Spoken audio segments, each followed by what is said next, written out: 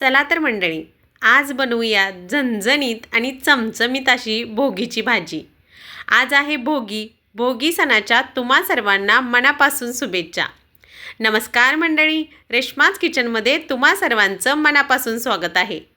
अगदी वाटण कसं करायचं, कोणत्या कोणत्या भाज्या वापरायच्या हे सगळं स्टेप बाय स्टेप मी व्हिडिओमध्ये सांगितलेलं आहे.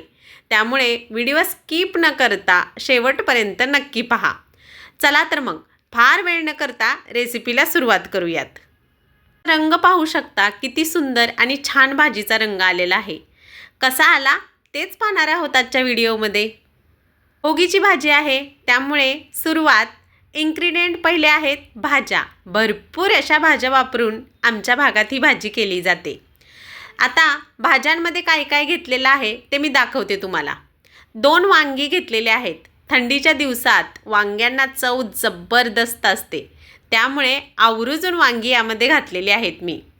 घेवड्याच्या शेंगा, पावटा, हरभरे सोलून घेतलेले आहेत, हिरवे हरभरे, वाटाणा आणि 1 गाजर.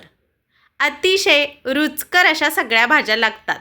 बोरं घेतलेले आहेत आणि 2 टीस्पून तीळ घेतलेले आहेत. पालेभाज्या, आता ह्या भाज्या तर बघून झाल्या. पालेभाज्यांमध्ये काय घेतलं आहे अहो तेही दाखवते. चला, पालेभाज्यांमध्ये 1 मूठभर मेथी, 1 मूठभर चाकवत आणि 1 मूठभर कोथिंबीर घेतलेली आहे. गावाकडे कांदापात, लसूणपात अशा भरपूर भाज्या वापरल्या जातात. मला इथे फक्त एवढ्याच भेटल्या म्हणून मी या घेतलेल्या आहेत. चला आता भाजीसाठी लागणारं वाटण रेडी करून घेऊ. त्यामध्ये 1 टीस्पून जिरे घेतले. जिरे फक्त गरम करून घ्यायचे. धने, जिरे, तीळ सगळं फक्त गरम करून घ्यायचं. अजिबात जास्त भाजायचं नाही, नाहीतर हे कडवट होईल. थोडंसं गरम करून हे सगळं भाजून घ्यायचं. जिरे 1 टीस्पून, धने 1 टीस्पून आणि तीळ 1 टीस्पून. तीळ कशासाठी? दाटसरपणा भाजीला येण्यासाठी. थोडंसं सुकं खोबरं इथं मी घेतलेलं आहे. सुकं खोबरंही चांगलं खरपूस भाजून घेऊयात. अद्रक लसूण मी अजिबात भाजून घेणार नाही आहे. ते मसाला तेलात भाजताना व्यवस्थित भाजलं जातं. आता फक्त सुकं खोबरं छान असं भाजून घेतलं. 20 ते 25 पाकळ्या लसूण आणि अर्धा इंच आलं यामध्ये ॲड करून पाणी घालून हे स्मूथ असं वाटून घेतलेलं आहे मी. आता गॅसवरती एक पातेलं ठेवून याच्यामध्ये किटलीतल्या 2 पळ्या इतकं तेल घालून घेतलं. तेल चांगलं कडकडीत गरम झालं की घालायचे आहे मोहरी. मोहरी चांगली तडतडली की घालायचे जिरे. मोहरी घातल्यानंतर छान तडतडली. आता जिरे घालून घेतले. कढीपत्ता तुम्हाला आवडत असेल तर घातला तरी चालेल. माझ्या मुलींना आवडत नाही म्हणून मी इथे वापरलेला नाही, परंतु कढीपत्त्याचा स्वादही या भाजीत खूप छान येतो. मोहरी आणि जिरे घालून घेतल्यानंतर 1 टीस्पून तीळ मी इथे फोडणीत वापरणार आहे आणि उरलेला 1 टीस्पून आपण रश्शामध्ये घालणार आहोत. 1 टीस्पून तीळ घालायचे. चांगले खरपूस या तेलामध्ये भाजून घेतले. आता पाणी घालून स्मूथ असं वाटण वाटून घेतलं होतं, ते सगळं वाटण मी यामध्ये वापरलेलं आहे. सगळं वाटण घालायचं आणि तेल सुटेपर्यंत छान वाटण भाजून घ्यायचं आहे, जेणेकरून अद्रक लसूण जे कच्चं घातलेलं आहे आपण त्याचा वास आपल्या भाजीला येणार नाही. सगळं व्यवस्थित तेल सुटेपर्यंत परतवून घेऊयात आणि याच्यामध्ये घालूयात काही सुके मसाले. मसाला 1-2 मिनटं परतल्यानंतर छान असं या मसाल्याला तेल सुटलेलं आहे. आता सुके मसाले घालून घेऊयात. 1 टीस्पून इतकी बेडगी मिरची पावडर घातलेली आहे मी. रंग कसा आलेला आहे तर या बेडगी मिरची पावडरीमुळे आलेला आहे. 1 टीस्पून इतका बेडगी मिरची पावडर. घरगुती साठवणीचा 2 टीस्पून इतका मसाला घातलेला आहे मी. माझ्याकडे हा साठवणीचा मसाला आहे म्हणून घातला. तुमच्याकडे नसेल तर काय करायचं, घाबरायचं नाही हो. कांदा लसूण मसाला वापरायचा किंवा लाल तिखट वापरलं ना तिखटासाठी तरीही चालेल. फक्त मसाल्यांमध्ये 2 लवंगा आणि मिरी ॲड करायला विसरायचं नाही.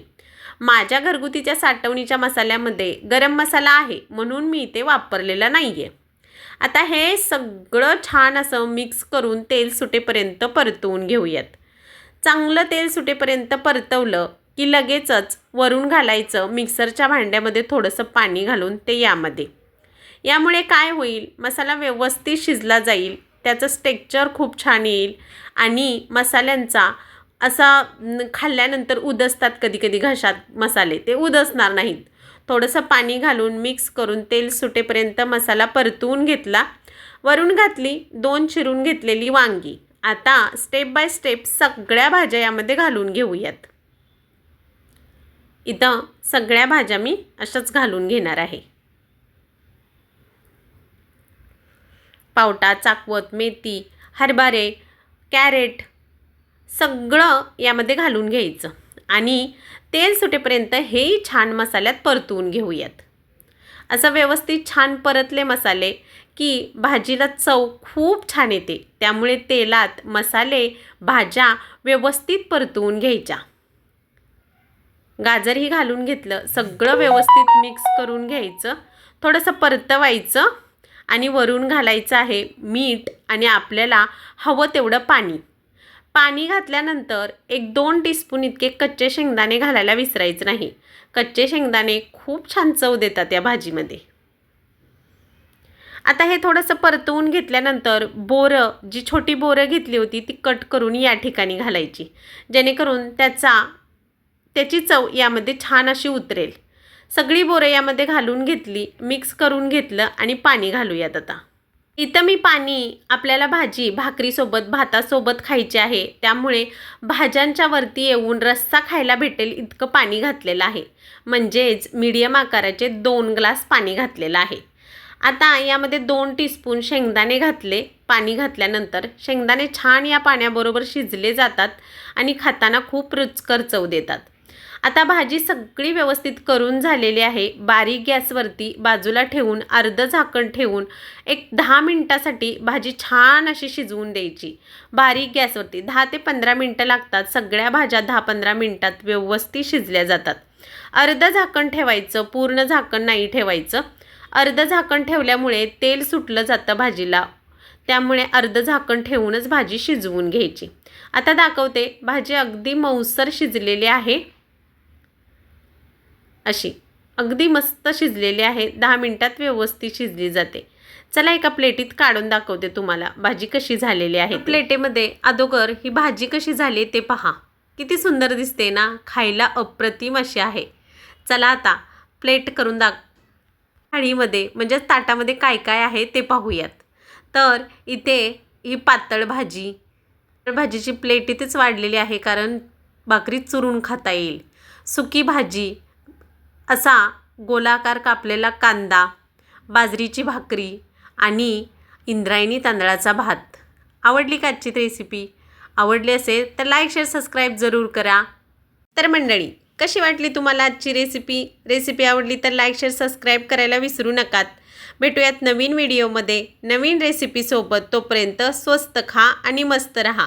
आणि तुम्ही या भाजीमध्ये कोणत्या कोणत्या भाज्या घालता हेही कमेंट करून सांगा. बाय. Like, share, subscribe.